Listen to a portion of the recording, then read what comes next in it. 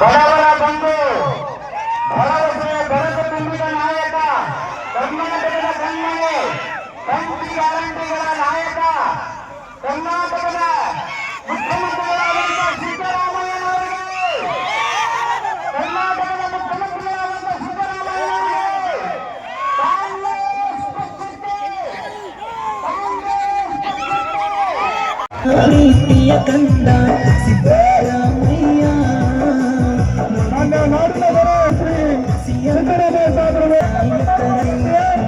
ನಾಡಿನ ದೊರೆ ಸನ್ಮಾನ್ಯ ಶ್ರೀ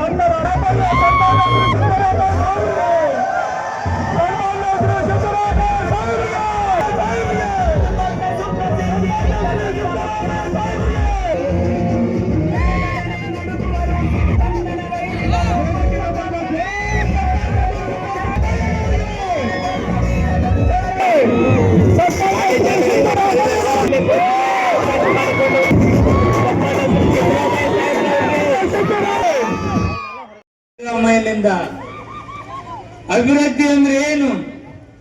ಅಭಿವೃದ್ಧಿ ಅಂದ್ರೆ ಇರಬೇಕು, ಸ್ವಾಭಿಮಾನದಿಂದಿರ್ಬೇಕು.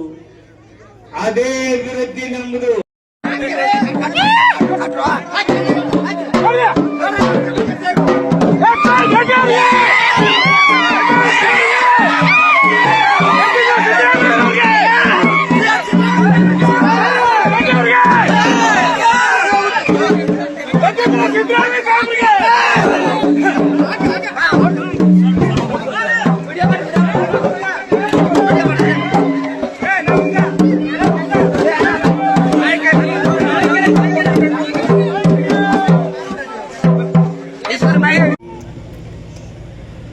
ಯಾವ ಸೂಚನೆಗಳು ಇರಲಿಲ್ಲ, ಯಾವ ಚಿಹ್ನೆಗಳು ಇರಲಿಲ್ಲ.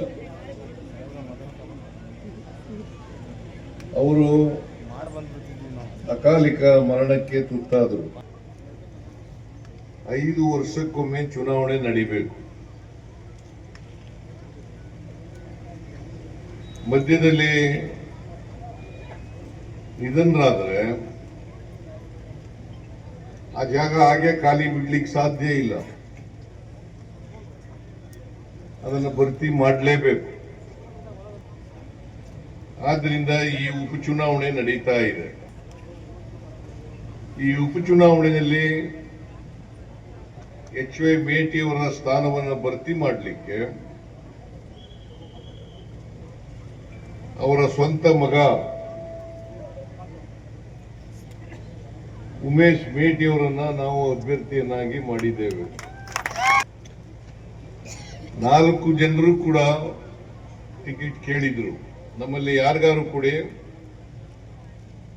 ನಾವೆಲ್ಲರೂ ಕೂಡ ಒಗ್ಗಟ್ಟಾಗಿ ಚುನಾವಣೆಯನ್ನ ಮಾಡ್ತೇವೆ ಅಂತಕ್ಕಂಥ ಮಾತುಗಳನ್ನ ಹೇಳಿದ್ರು. ಬಾಗಲಕೋಟೆಯ ಮುಚ್ಕಂಡಿ ಕ್ರಾಸ್ ನಲ್ಲಿರುವ ಈ ಪಂಚಮುಖಿ ಆಂಜನೇಯ ದೇವಸ್ಥಾನ, ನಮ್ಮ ಹಿಂದೆ ಕಾಣ್ತಾ ಇರುವ ಒಂದು ಪಂಚಮುಖಿ ಆಂಜನೇಯ ದೇವಸ್ಥಾನ ಹಿಂದೆ ಇದೇ ಒಂದು ದೇವಸ್ಥಾನದ ಕಟ್ಟಡವನ್ನ ಅರ್ಧಕ್ಕೆ ನಿಲ್ಲಿಸಿದ್ರು. ಯಾಕೆ ನಿಲ್ಲಿಸಿದ್ರು, ಯಾರು ನಿಲ್ಲಿಸಿದ್ರು ತಮಗೆಲ್ಲ ಗೊತ್ತಿದೆ. ಇವತ್ತು ಈ ಒಂದು ದೇವಸ್ಥಾನ ಆಗ್ಬೇಕಂತಂದ್ರೆ ನಮ್ಮ ಮೇಟಿ ಸಾಹೇಬ್ರ, ದಿವಂಗತ HY ಮೇಟಿ ಸಾಹೇಬ್ರ ಇಚ್ಛಾಶಕ್ತಿಯಿಂದ ಇವತ್ತು ಈ ದೇವಸ್ಥಾನ ಆಗಿದೆ. ಇದು ಎಲ್ಲ ನಮ್ಮ ಬಾಗಲಕೋಟೆಯ ಜನತೆಗೆ ತಿಳಿದಿರಲಿ ಅಂತೇಳಿ ಇವತ್ತ ನಾ ಈ ವಿಷಯವನ್ನ ತಮ್ಮ ಮುಂದೆ ಈ ಮೂಲಕ ತಿಳಿಪಡಿಸ್ತಾ ಇದ್ದೇನೆ.